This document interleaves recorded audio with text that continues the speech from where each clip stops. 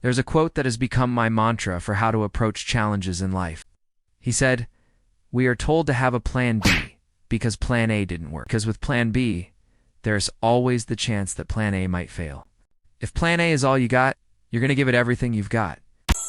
So what he was saying is that we should just single-mindedly focus on our primary objective without any attention to alternatives or a backup plan. Right, but before we dismiss this advice entirely, let's look at the reasoning behind it. This idea of focusing all of your efforts on one thing and ignoring everything else seems a bit extreme. If you don't give up everything to do one thing, you might miss out on opportunities, and that could lead to failure. However, it cuts both ways.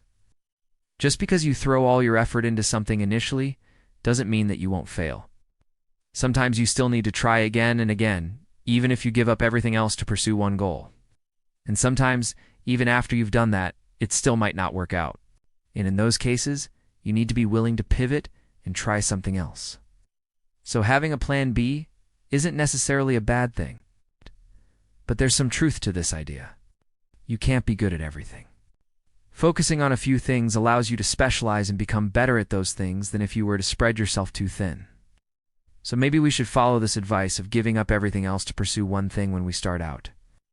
But what happens when that doesn't work? Well, we can look at some studies on this. In 2015, researchers conducted an experiment with over 400 participants.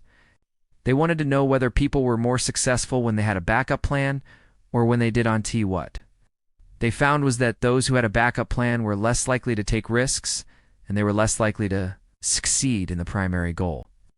However, when the primary goal didn't work out, the group with the backup plan was able to recover more quickly. So what this means is that having a backup plan isn't necessarily a bad thing. In fact, it might be a good idea to have a backup plan. So should you give up everything to pursue one thing? But there are also some situations where it's a good idea to have a backup plan. For example, if you're remaking a major career change, or if you're restarting a business that has a lot of competition, you want to make sure that you have something to fall back on just in case. Trying something new is scary. If we're honest with ourselves, we probably won't do it unless we absolutely have to. We tend to cling to what's familiar to us, even when it's not serving us well. So in these cases, having a backup plan could be what pushes us toward taking action. So the question isn't whether or not you should have a plan B.